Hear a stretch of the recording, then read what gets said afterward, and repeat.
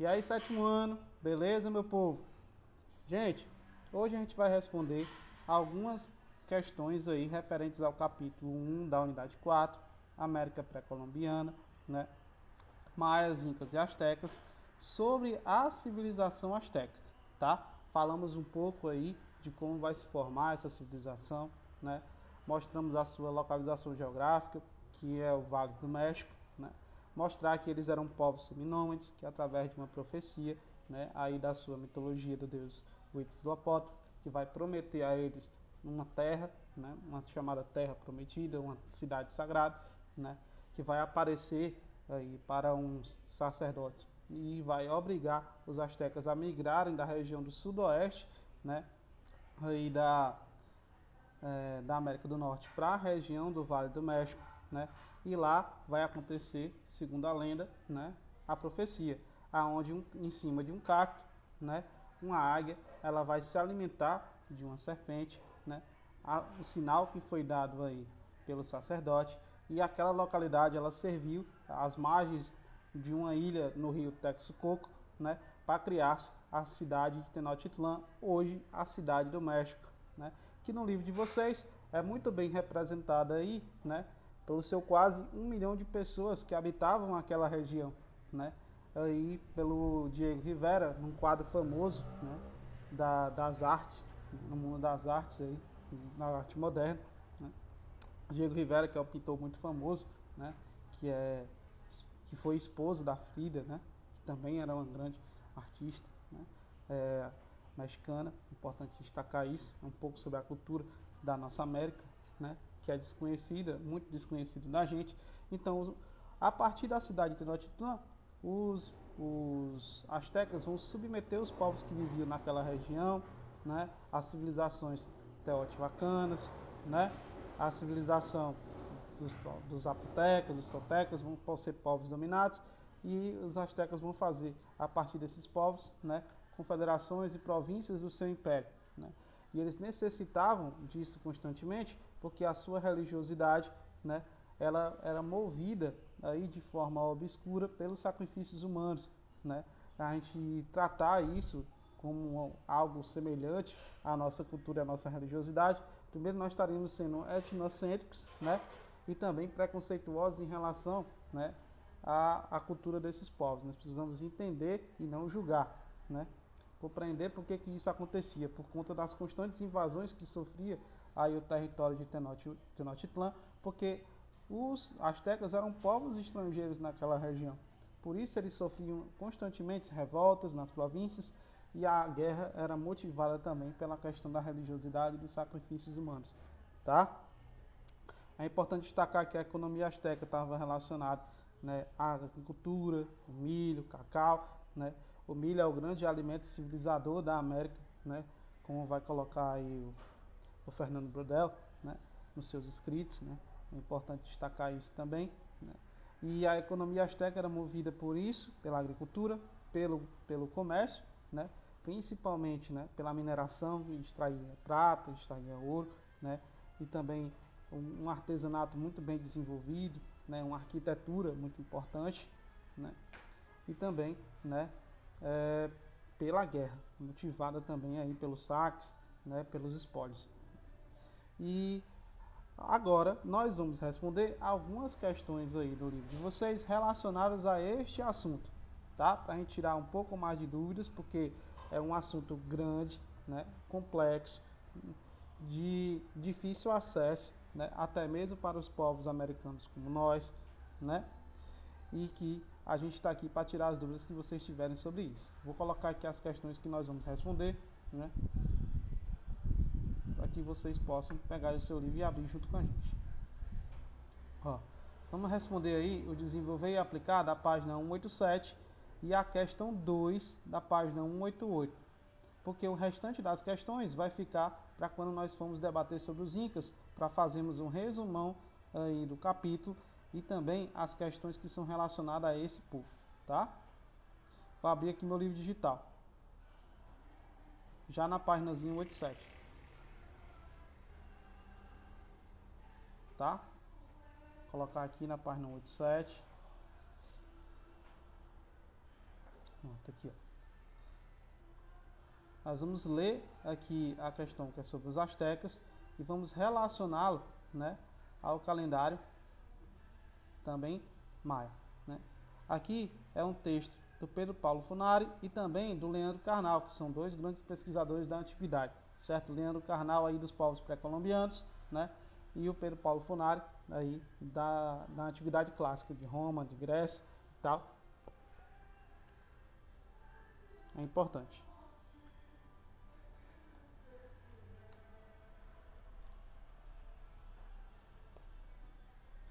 Vamos lá. Um dos símbolos da religião asteca, além das pirâmides que não foram destruídas, né? Lembrando que o papel das pirâmides nas civilizações da Mesoamérica era um pouco diferente das pirâmides no Egito, tá? Enquanto as pirâmides egípcias eram túmulos dos faraós, né? E também era um lugar para guardar suas riquezas, né? As pirâmides da Mesoamérica e da América Andina, né? Elas tinham a função de elevar, né, aí as pessoas comuns, né, para o contato com os deuses, né? Era feita aí geralmente no lugar mais alto da cidade, né, para fazer com que as pessoas tivessem um contato mais próximo das divindades. E quem fazia todos esses rituais e também os cultos religiosos eram os sacerdotes, que era um estamento muito importante e de certa forma fundamental na Mesoamérica, tá? Ó, um dos símbolos importantes da religião asteca, além das pirâmides que não foram destruídas, é a Pedra do Sol, conhecida como calendário asteca, né? O nome desse calendário, eu tenho ele bem aqui, ó. Chama-se, né, Codex de Borbonics, né, que está conservado na Biblioteca da Assembleia Nacional, né, na Cidade do México, tá? Essa é uma chamada grande pedra calendário, né? A Pedra do Sol. Ó, em 1479, os escultores astecas concluem uma escultura de longa fortuna, a Pedra do Sol, com mais de 24 toneladas. A peça é exibida anualmente no Museu Nacional de Antropologia, na Cidade do México, certo? Numa sala central do museu. Ela é o alvo mais importante da curiosidade dos turistas. Funciona como a Mona Lisa no Louvre. Será vista sempre como a visita que dure 15 minutos. Está dizendo que em comparação, né, eu acho que um artefato como esse é de bem mais valor do que, né, a Mona Lisa, né? Mas tudo bem, está comparando aqui, né, por conta de questões eurocêntricas, né, o valor do que seria a Mona Lisa de Da Vinci, né, com a Pedra do Sol. Ao centro da Pedra do Sol, por vezes denominada de calendário asteca, né, a figura de Tonayuti, o quinto sol, exibe sua imponência. Sua língua é, na verdade, uma faca de sacrifício, pois, como já vimos, o sol demanda sangue. Ao seu lado, duas garras segurando corações com sangue, né? Matéria-prima para a continuidade dessa era. Está se referindo aqui, né, que na religião asteca existe uma grande representação do que seria, né, os sacrifícios humanos feitos aos deuses, certo? Nos seus glifos, né, nos seus símbolos, né, e também nos seus caracteres, né? Ao seu lado, duas garras segurando corações com sangue, matéria-prima para a continuidade dessa era. Vou explicar como era que funcionava o principal, né, festa tradicional dos astecas e também os seus principais ritos, né, em relação aí aos sacrifícios humanos, tá? Está relacionado com a Pedra do Sol. Ao redor do disco central, quadrados narram eras anteriores, a fusão de muitos relatos religiosos na Mesoamérica. Então, como eu expliquei para vocês, a Mesoamérica ela possuía um enorme panteão de religiosidades, né? E cada deus de cada localidade se mistura, né, em uma região e assume um papel diferente em outra, né? Assume característica diferente em outra. Por exemplo, Quetzalcoatl é um deus que aparece em várias, né, regiões da Mesoamérica, desde a península de Yucatán, né, com os maias, até, né, a região de Teotihuacan com os olmecas e toltecas. Inclusive, né, na grande pirâmide do Sol, na cidade de Teotihuacan, tem representações dele, né, e de Huitzilopochtli também, tá?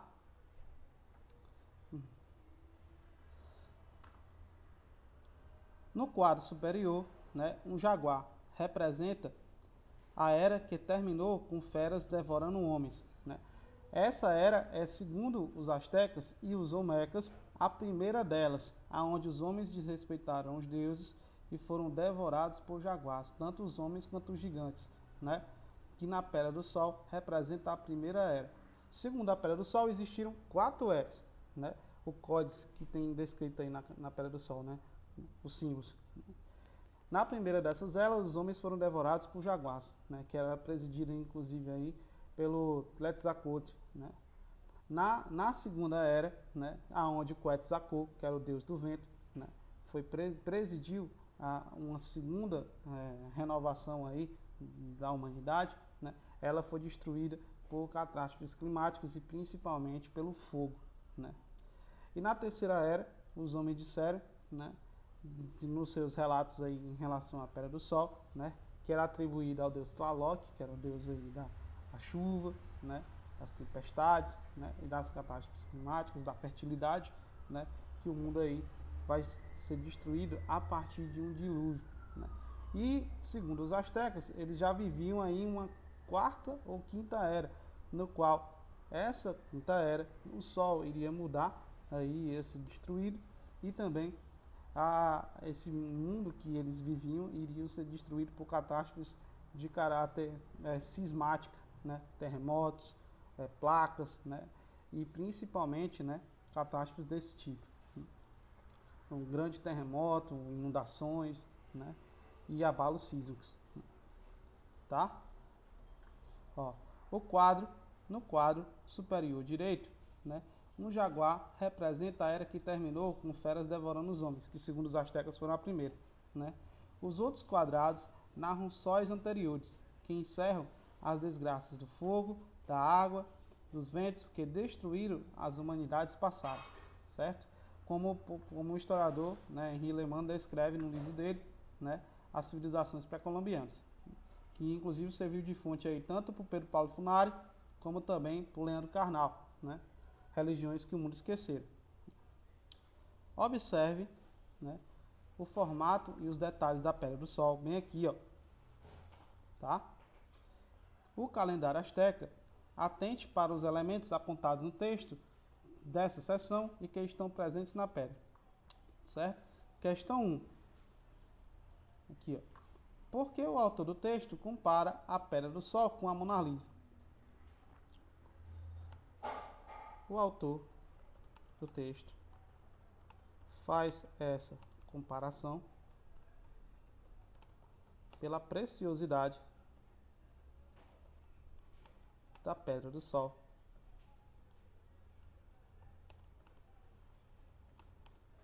e o seu valor histórico e arqueológico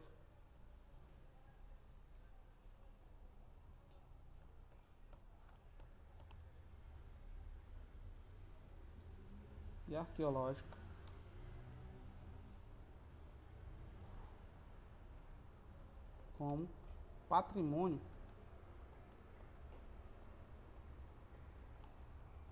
da humanidade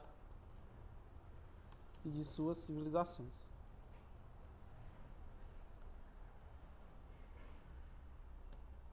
Vou colocar aqui civilização com letra maiúscula. Vamos lá. Porque o Leandro Carnal compara no texto, certo? Né, a Pedra do Sol com a Mona Lisa. Eu acho que não teria nem comparação. A Pedra do Sol seria aí um artefato, né, uma fonte histórica bem mais preciosa do que a Mona Lisa. Mas como essa visão é uma visão eurocêntrica da história, né, e não, né, da localidade, da importância que foram as culturas americanas, a gente pode colocar aqui na visão do autor, né, ele faz essa comparação pela preciosidade da Pedra do Sol e o seu valor histórico e arqueológico com o patrimônio da humanidade e de suas civilizações. Por isso que ele faz essa comparação de importância. É como se a Pedra do Sol tivesse para as civilizações americanas, né, para os povos da América, como se a Mona Lisa tivesse aí do Renascimento para os europeus, tá? Na minha humilde opinião, a Pedra do Sol seria aí uma fonte histórica de bem mais importância. B. Que elementos da religião asteca foram desenhados no calendário? Primeiro, as representações dos deuses,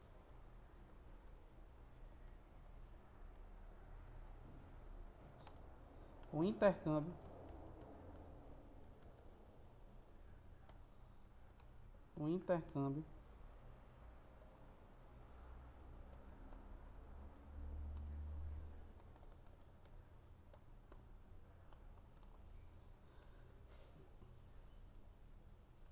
cultural da Mesoamérica,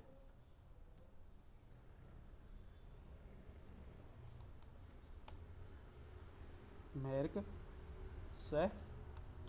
E também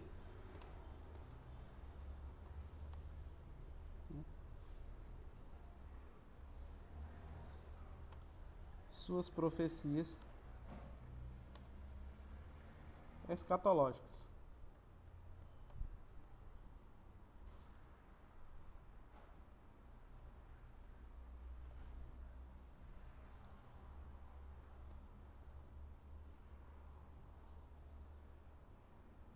Ponto. Como o fim das eras e a necessidade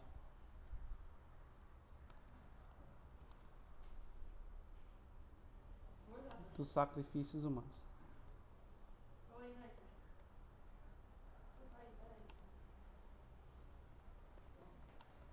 Para a sua religiosidade. Ó, o que é que traz de fatos da religião asteca aí? Né? Primeiro, seu politeísmo, né? A representação dos deuses, o intercâmbio cultural da Mesoamérica, que mostra que a maior parte dos deuses tem relação com outras culturas e não apenas com a cultura asteca, né? E também as suas profecias escatológicas sobre o fim do mundo, né? Sobre as eras que precederam aí as populações astecas, né? Como as eras foram terminadas, acabadas e uma nova era vai surgir, né? Segundo eles, né? Uma nova forma de representação do mundo, né? No qual a humanidade, né? Isso vai acontecer de certa forma como um ciclo, né? No qual a própria realidade atual que eles apresentavam, né? Iria pôr, né? Com o passar do tempo, né?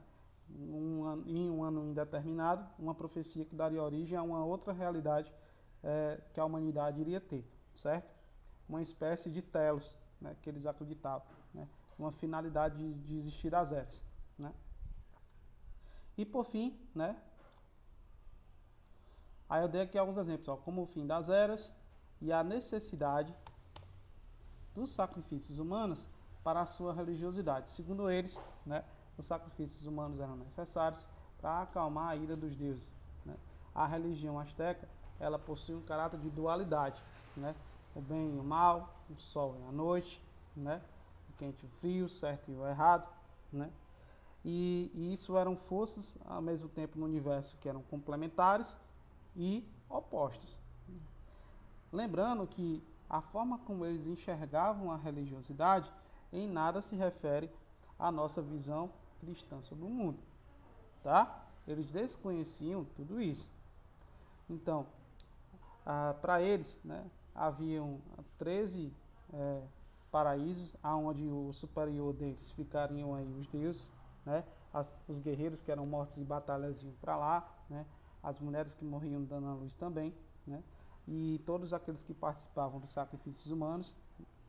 Haviam também 9 mundos inferiores, aonde o principal deles era o Mictlán, aonde o deus da morte esperava as pessoas que morriam, né?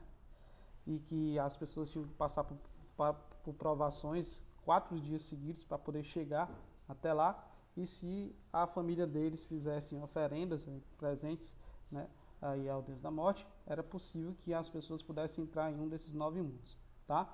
Lembrando que eles não tinham a noção do que seria céu e inferno, né? Do que seria, né, um lugar onde existia totalmente o mal e um lugar onde existia totalmente o bem, certo? Era sempre algo complementar e dual, tá bom? Item B. Item C. Como os astecas entendiam o ciclo da humanidade? Segundo eles, o ciclo da humanidade era escatológico,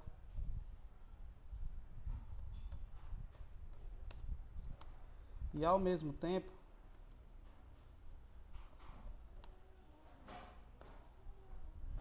infinito, como se tivesse uma finalidade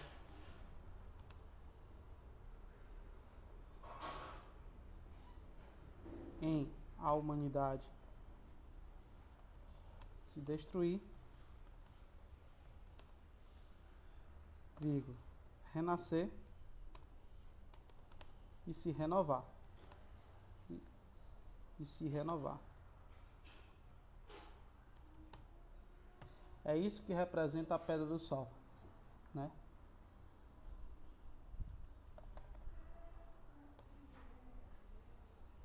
Segundo eles, o ciclo da humanidade era escatológico. O que é isso? Escatológico, isso mesmo. Segundo eles, o ciclo da humanidade era escatológico. O que é isso? A humanidade existia, né? Existia uma profecia que levava ela a um determinado fim, né? Quando isso acontecia, a humanidade se destruía, renascia e se renovava, né? E esse ciclo era um ciclo sem fim, como a própria natureza mostra. Com o passar do tempo, né, ela existe de forma quase imóvel, ela se modifica e ao mesmo tempo ela renasce, né? E isso está presente nos próprios elementos da natureza, né? Como os deuses tinham representações de animais, tinham representações, né, de jaguares, de serpentes, né, de aves, né? E como o ciclo da natureza, né, ela se modifica, se transforma e se renova, tá? É assim que eles viam também, né, o que seria a humanidade, tá? O ciclo da humanidade.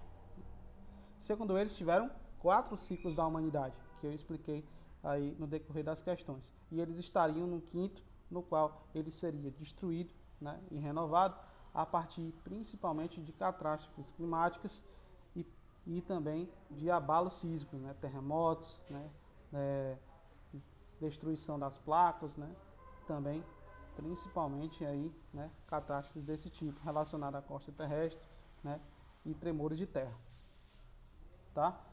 Catástrofes geológicas, né, ou geomorfológicas.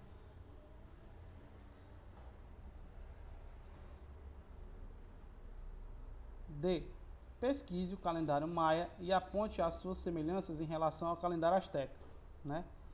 Essa podia ser uma das tarefinhas de casa para vocês fazerem, mas a gente pode colocar aqui. Gente, os povos da Mesoamérica não tinham uma religiosidade pura, pronta e acabada.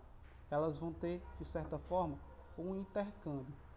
E nesse intercâmbio, apesar do calendário maia ter uma finalidade diferente do calendário asteca, a questão temporal, né, mostra que existe uma certa proximidade em relação, né, ao cataclismo que faria o mundo se renovar, né? Uma das coisas que estaria presente era justamente essa visão, né, escatológica do mundo, né? Que um dia o mundo iria se acabar e iria renascer novamente, né? É uma das coisas que estavam presentes tanto no calendário maia como também no calendário asteca. A gente pode colocar aí no entender, né? Apesar da religiosidade de ambos ser diferente, do panteão de Deus ser diferente, inclusive de ter significações de deuses diferentes, tá? Vamos colocar aqui, ó. Apesar de um calendário não ter tido contato um com o outro, né?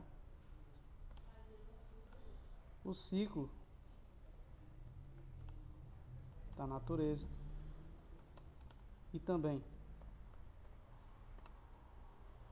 a mentalidade religiosa no que toca, né, a visão escatológica do mundo. Ela está presente em ambas as civilizações.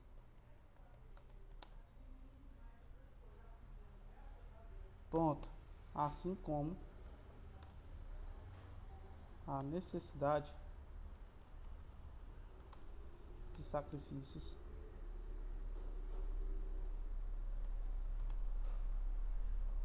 humanos e de uma vida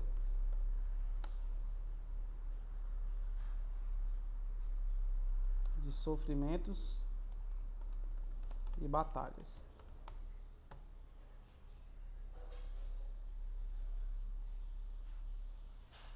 Ó, sintetizei aqui alguma resposta que é semelhante a ambos os calendários, apesar de, historicamente falando, né, temporalmente falando, um não ter tido contato com o outro, porque a civilização asteca, né, ela vai se desenvolver quando a civilização maia já vai estar em decadência e em áreas culturais diferentes. Porém, a mentalidade da Mesoamérica e sua religiosidade possui traços comuns. E esses traços comuns aparecem nos dois calendários, né? E eu coloquei aí o que aparece de traços comuns. Ó. Apesar de um calendário não ter tido contato com o outro, né? O ciclo da natureza e também a mentalidade religiosa no que toca à visão escatológica do mundo, né? Do que o mundo iria se destruir, ia se renovar, iria renascer, está presente em ambos, né?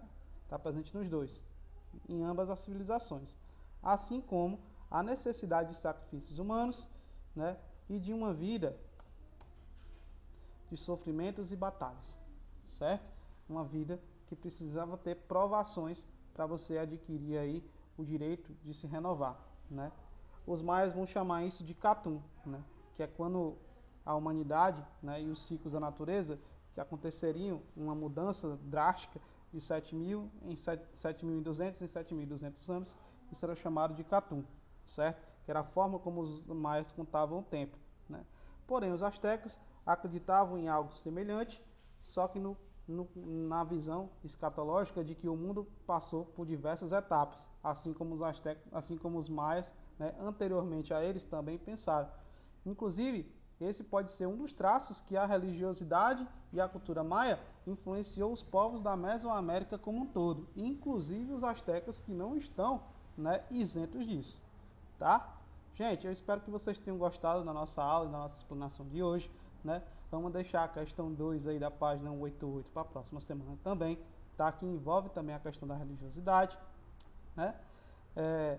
Continue acompanhando o canal do CPM no YouTube, né? Deixando aí o seu like, né? Curtindo, né? Participe aí das nossas lives, das nossas videoconferências, né? Tirem as dúvidas para levar para lá, tá? Olhem a Agília Edu, porque lá vai estar o calendário de postagens e as diretrizes da semana, tá bom? Não deixe de responder a atividade que vai estar presente no portal SAI, na plataforma digital, tá? Um grande abraço e até a próxima.